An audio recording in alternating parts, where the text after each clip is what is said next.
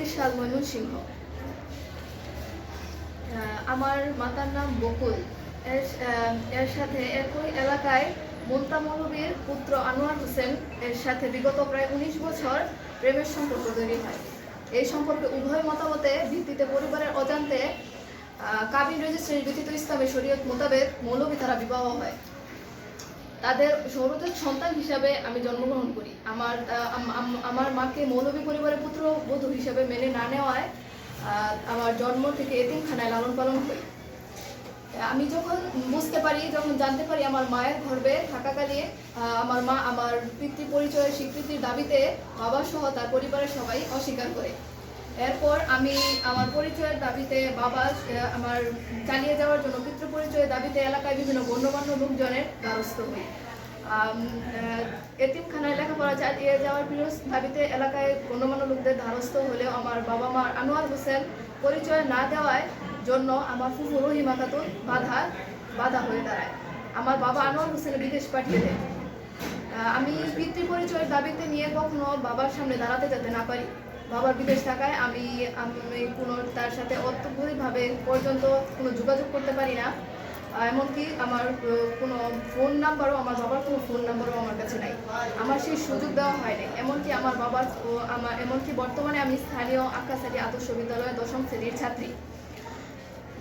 বাবার পরিচয় না থাকার জন্য আমার এসএসসি পরীক্ষার রেজিস্ট্রের জন্ম নিবন্ধন এমনকি ভোটার নিবন্ধন কাজে পিতৃ পরিচয় আবশ্যক বিষয় নিয়ে কোনো কাজ করতে পারছি না। এসএসসি পরীক্ষার দিনগুলো ভবিষ্যৎ জীবন আমার অচল হয়ে পড়ছে।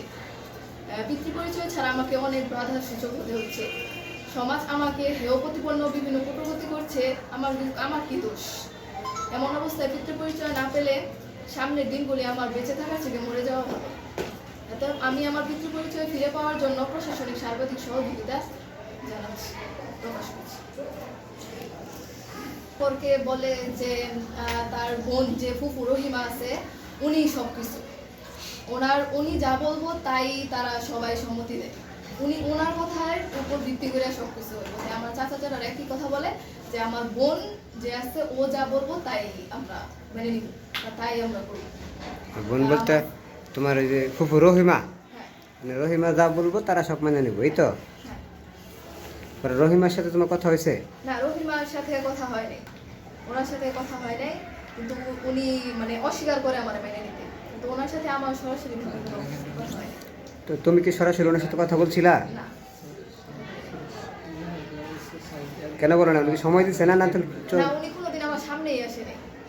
উনি আমার সাথে কোনোদিন সামনেও আসে নাই, বা আমিও ওনার সামনে যাই নাই, বা কোনো দেখাই নেই। মানে উনি ওই মানে থাকে কোথায় এটা জানি, কিন্তু ওনার সাথে কোনোদিন সামনাসামনি আমার দেখা হয়নি যে আমি কথা বলবো বা আমার সাথে কথা বলবো এরকম কিছু, বা আমি কোনো কিছু জিজ্ঞেস করবো সুযোগ পাই। তাহলে তুমি এটা কিভাবে জানলা যে তোমার ফুফু তার জন্য পরিচয় পাচ্ছিল? আমি যখন এই যে আমার পিতৃ পরিচয় যে আমার এলাকায় গণ্যমান্য লোকের কাছে বলি, পরে আমার গণ্যমান্য লোকরা আমার ফুফুর কাছে যায় বা ফুফুর কাছে বলে যে জিনিসটা মেনে নেওয়ার জন্য, পরে উনি বলেন যে আমি কোনোদিন আমি মেনে নিতে দিব না, আমার ভাইকে মেনে নিতে দিব না, এরকম কিছু আমি পরে জানি বা উনি বলেন। কার মাধ্যমে জানলা এটা? এটা আমি আমাদের এই যে এলাকায় গণ্যমান্য লোক যে আছে ওদের মাধ্যমে জানছি। ওরা সবাই বলছে, মানে ওরা আমার এরকম আমার পিতৃ পরিচয়ের কথা জানার পরে যখন বলে, তখন তারাই আমার কাছে এই কথাগুলো বলে যে তোমাকে মেনে নিব না বা মেনে নিতে চায় না। গণ্যমান্য তুমি কাদের সাথে সাক্ষাৎ করছো, দেখা করছো, কথা বলছো? যেরকম আমাদের এলাকার আমার মামা জ্যাঠা এরকম আরো অনেক সদস্য আছে, তাদের কাছে বলছিলাম এই বিষয়ে। পরে তারা আমার বোনের সাথে কথাবার্তা বলে। এলাকার তো চেয়ারম্যানের কাছে গেছিলাম। চেয়ারম্যানের কাছেও গেছিলাম, ও একই কথা যে আমার ফুফু মেনে নিবে না। চেয়ারম্যান ওটাই বলে আমার ফুফু নিতে দিবে না।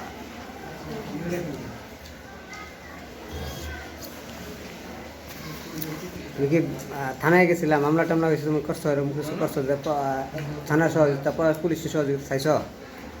না, পুলিশের সহযোগিতা চাই নাই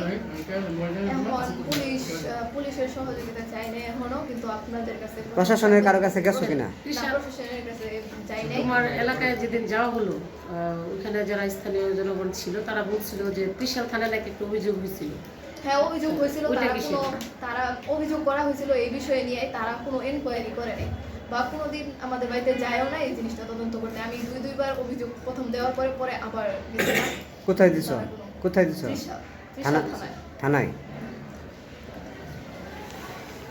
থানায় অভিযোগ করার পরেও থানা হ্যাঁ, প্রথম অভিযোগ করা হয়েছে, কেউ যায় নাই। পরবর্তীতে যে অভিযোগ করছি, মানে পরে বলছি যে কেন এনকোয়ারি করা হয় নাই, পরে ওনারা দায়িত্ব দিছে, একজন লোককে দায়িত্ব দিছে। লোকটার নাম হচ্ছে মানে অফিসারটা লোক বলতে বলে পুলিশ, যে পুলিশকে দায়িত্ব দিচ্ছে। পুলিশের দায়িত্ব দিছে, কিন্তু উনিও আর আমাদের বাড়িতে আসে নাই। ওই জিনিসটা কোনো যাচাই করেই দেখে নাই, আমাদের বাড়িতেই যাই নাই। পরে আমি এই সাংবাদিকদের কাছে আমি আসি। ও, তা তোমার পিতৃ পরিচয় না পাওয়াতে তুমি যে একটু আগে বললা সামাজিকভাবে প্রতিপন্ন হচ্ছ, তো তুমি যে 10ম শ্রেণীতে পড়ো, তোমার রেজিস্ট্রেশন তো হয়েছে, তাই না? রেজিস্ট্রেশনটা তাহলে কিভাবে করলাম? রেজিস্ট্রেশন করছি, আমাদের এলাকার মেম্বার জানে যে আমার এরকম মানে পরিচয় নাই। এখন আমার রেজিস্ট্রি না হলে তো আমি এসএসসি দিতে পারবো না।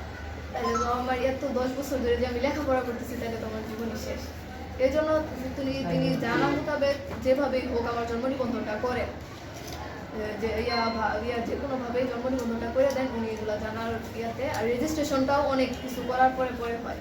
আমার এই বিষয়ে আমার ফুফুর কাছে অনেকবার বলা হয়েছে যে আইডি কার্ডের একটা ফটোকপি বা পরিচয়পত্র যে কোনো কিছু একটা দেওয়ার জন্য, কিন্তু আমার ফুফু স্বীকারই করে না, আমার ফুফু দিতেও না। যে উনি তো পরিচয় মানে স্বীকৃতি স্বীকৃতি দেওয়ার যে বিষয়টা ওনার কাছে বলেছে ওইটাও মাইনা নেয় না। বা আমি যে রেজিস্ট্রি মানে আইডি কার্ড মানে পরিচয়পত্র ছাড়া যে আমি মানে রেজিস্ট্রি করতে পারতেছি না, ওটা বলার পরে ওনার কোনো ইয়া হয় নাই, উনি দিচ্ছে না। ওগুলো অনেক সবাই বলছে, ও দিচ্ছে না। পরে এগুলো পরে মেম্বার আমাদের জানে দেখা জন্ম নিবন্ধনটা করে দিচ্ছে। পরে আমি এর মাধ্যমে রেজিস্ট্রি করছি।